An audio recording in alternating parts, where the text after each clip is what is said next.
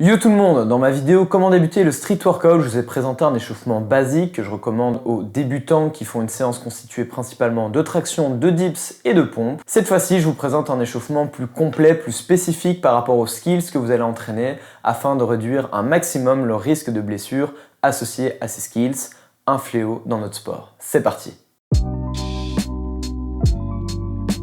Cet échauffement va se dérouler en 4 parties, donc on va d'abord avoir un échauffement global afin d'augmenter la température intracorporelle, un étirement léger qui va avoir pour but d'augmenter la mobilité des muscles, un échauffement articulaire qui aura pour but de lubrifier vos articulations et enfin un échauffement spécifique qui va vraiment cibler les skills que vous effectuerez durant votre séance et qui aura donc pour but de préparer au maximum vos muscles.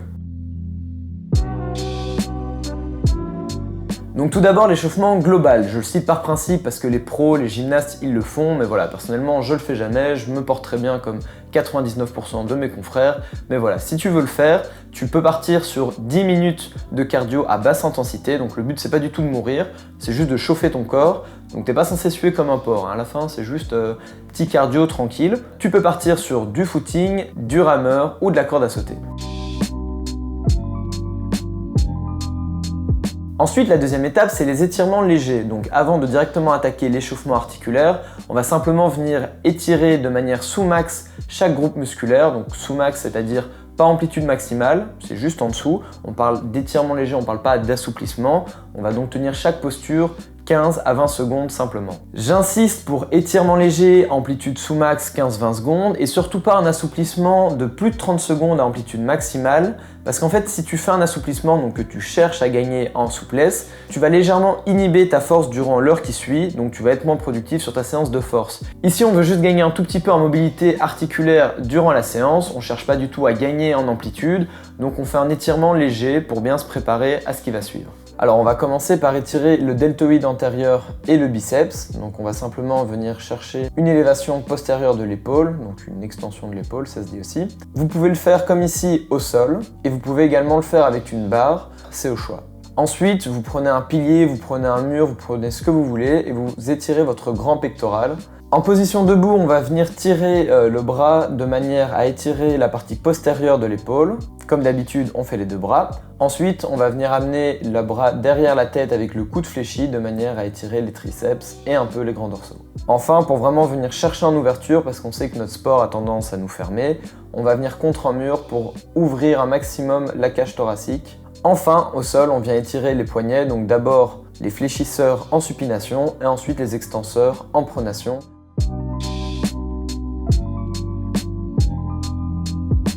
Troisième étape, c'est l'échauffement articulaire. Donc il est relativement similaire à celui que j'ai présenté aux débutants dans ma vidéo Comment commencer le street workout. Il a donc pour but de préparer les articulations, de lubrifier ton cartilage articulaire, donc ainsi de diminuer les contraintes et donc le risque de blessure. Pour ce faire, on va simplement réaliser des mouvements dynamiques au niveau de chaque articulation dans toutes les directions possibles pour cette articulation. Donc on va réaliser plus ou moins 10 répétitions par mouvement différent. Alors on va tout simplement commencer en position debout avec les épaules, donc on va faire 10 tours en arrière, puis 10 tours en avant, donc ça c'est les mouvements principaux de l'épaule, la flexion et l'extension. Ensuite on va réaliser des abductions latérales, donc pour commencer à bien chauffer le deltoïde. On enchaîne avec des adductions-abductions horizontales, donc là on va venir chercher le deltoïde antérieur et le grand pectoral devant, et le deltoïde postérieur derrière. On continue avec des rotations internes et externes pour vraiment bien chauffer cette épaule. Et ensuite, on passe au coude. Donc simplement, le coude, il n'a qu'une seule fonction, c'est la flexion et l'extension. Donc on va venir faire des moulinets vers l'intérieur, puis des moulinets vers l'extérieur.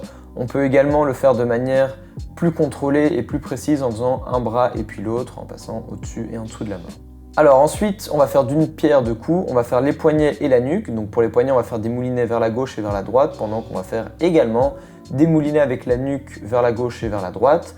On va faire des hauts-bas avec la nuque. On va également faire la vague avec les poignets. Et au niveau de la nuque, on va partir sur des inclinaisons à droite et puis à gauche. Et enfin, des rotations à gauche et puis à droite. On termine avec le tronc simplement en faisant des inclinaisons latérales à gauche et à droite. Et enfin, des rotations de la colonne à gauche et à droite.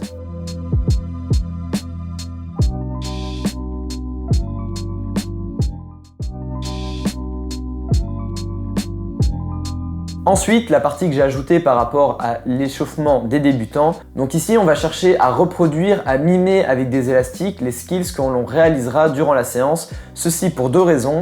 Préparer le muscle aux contractions qu'on va lui demander et surtout chauffer un maximum le tendon.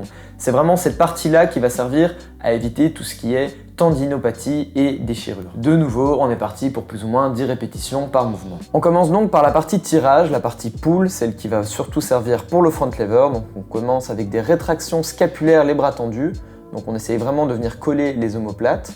Ensuite, en maintenant cette rétraction scapulaire, on va réaliser des tirages tout simplement, donc comme si on faisait du rowing ou des front lever pull-up. Et enfin, on va terminer avec du tirage bras tendu, on commence prise largeur d'épaule et on termine en prise large. On se retourne et on est parti pour 10 flexions du coude pour chauffer les biceps. Ensuite, on est parti pour 10 protractions scapulaires, donc les bras tendus toujours. On essaye de venir amener les épaules et les omoplates en avant. Puis, on va tirer 10 fois les bras tendus, donc on va passer de la position maltaise à la position planche en supination. Enfin, on amène les élastiques par-dessus la tête et on réalise des extensions du coude afin de chauffer les triceps. Pour terminer cette partie avec les élastiques, on est parti pour 10 adductions bras tendus, de chaque côté bien évidemment. Ensuite, 10 abductions. Donc je rappelle, adduction c'est amener le bras dans l'axe du corps et abduction c'est l'éloigner du corps. Enfin, on vient amener le bras le long du corps et on est parti pour faire des rotations internes. Donc il n'y a que l'avant-bras qui bouge, le bras reste le long du corps. Et puis des rotations externes. Cette partie-là est très importante parce qu'elle sert à préparer la coiffe des rotateurs, à stabiliser l'épaule et donc éviter des tendinopathies gênantes.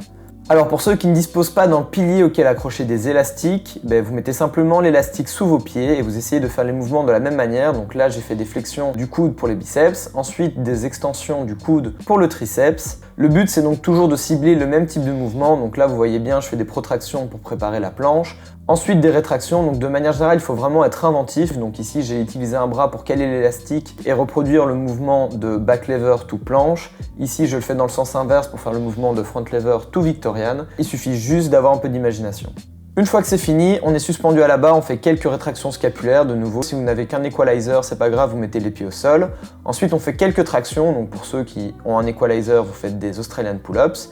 Et enfin, on va terminer avec 5 à 10 secondes de tuck front lever, histoire de se mettre en condition. Pour terminer, on va faire exactement l'opposé, donc on va faire des pompes scapulaires au sol afin de chauffer la protraction, donc le dentelé antérieur. Ensuite, on va se pencher un peu en avant et on va attaquer les pseudo push-ups. Donc l'idée c'est d'être plus ou moins en position de lean, ici je suis pas vachement en lean, et c'est de réaliser des pompes en maintenant cette protraction le plus possible. Enfin pour terminer, 5 à 10 secondes de tuck planche, bras tendus, protraction, le plus important. Donc ça c'est la base, c'est vraiment centré sur le front lever et la planche, mais si jamais vous voulez faire du back lever dans votre séance, vous faites une série de chauffes de tuck back lever. Si vous voulez faire de l'effesto, vous pouvez faire des effestos avec un gros élastique ou des effestos pull-up avec les pieds au sol. Si vous voulez faire des front lever pull-up, vous commencez avec une série de tuck front lever pull-up ou avec un gros élastique. Et enfin, si vous voulez faire de la maltaise, vous pouvez faire des maltaises lean, etc. Le but étant toujours d'y aller progressivement. Donc en résumé, cet échauffement sans la partie cardio il dure 10 à 15 minutes. On commence avec un étirement léger afin de gagner un tout petit peu en mobilité, afin de réveiller la musculature. On part ensuite sur des échauffements articulaires, donc ça c'est indispensable, quel que soit le corps de votre séance, vous faites ça, parce que c'est vraiment ce qui va vous permettre d'éviter les blessures de type articulaire, lubrifier vos articulations, c'est super important. Et ensuite on passe à l'échauffement spécifique, donc là pareil, la partie avec élastique, quelle que soit votre séance, vous la reproduisez. Par contre, ce qui est des tractions ou des tuck front lever, pour ce qui est des pompes scapulaires, pour ce qui est des pompes, pour ce qui est des tuck planches, ça c'est pas forcément nécessaire si vous n'en faites pas durant votre séance. Le principal c'est vraiment de réaliser toute la partie échauffement. Par contre, pour ce qui est de la mise en charge progressive, forcément il n'y a pas besoin de faire de tuck back lever si dans votre séance il n'y en a pas. De manière générale, si vous ressentez une gêne ou une douleur, surtout, vous voyez ça comme un signal, parce que si vous avez mal durant un petit échauffement de rien du tout, ça risque d'être plus gênant durant les skills. Donc voyez ça plutôt comme le signal d'alarme, vous dites ok, j'ai une petite gêne, on échauffe bien, on voit si ça passe pas durant l'échauffement, c'est pas grave, on met ça de côté pour 1 à 2 séances, ce serait vachement con de continuer, de vous blesser, de partir sur 6 semaines de blessure. N'oubliez pas non plus qu'une fois que l'échauffement est terminé et que vous attaquez votre premier exercice, disons front lever, tiens, je fais des séries de 5 secondes ou tiens, j'ai envie de faire un max hold, toujours commencer par une série un peu plus légère, donc simplement, vous avez fait votre tuck front lever, et bien ensuite, vous faites simplement un hold de 1 à 2 secondes, juste pour dire au corps, ok, c'est là-dessus qu'on part, c'est cette contraction, c'est cette intensité, tranquille. C'est juste 1-2 secondes, ça va pas vous fatiguer, mais c'est toujours plus sûr que de passer directement dans tuck front lever à 5 secondes de full front lever si vous n'êtes pas habitué, ou à un max hold. En fait, la métaphore qui va suivre pue la merde, mais c'est comme une voiture, vous passez pas de la première à la 5e vitesse, et ben là c'est pareil. J'espère que cette vidéo vous aura plu, pour moi elle est super importante parce que c'est ce qui va nous permettre d'aborder les tutoriels. En effet, j'allais pas vous dire ok mec t'es parti sur le front lever, les festos, la planche, alors que tu sais même pas comment t'échauffer proprement, et voilà, je préfère faire une vidéo à part. On se retrouve dans 2 semaines pour une vidéo justement tutoriel. D'ici là, entraînez-vous bien, ciao les gars!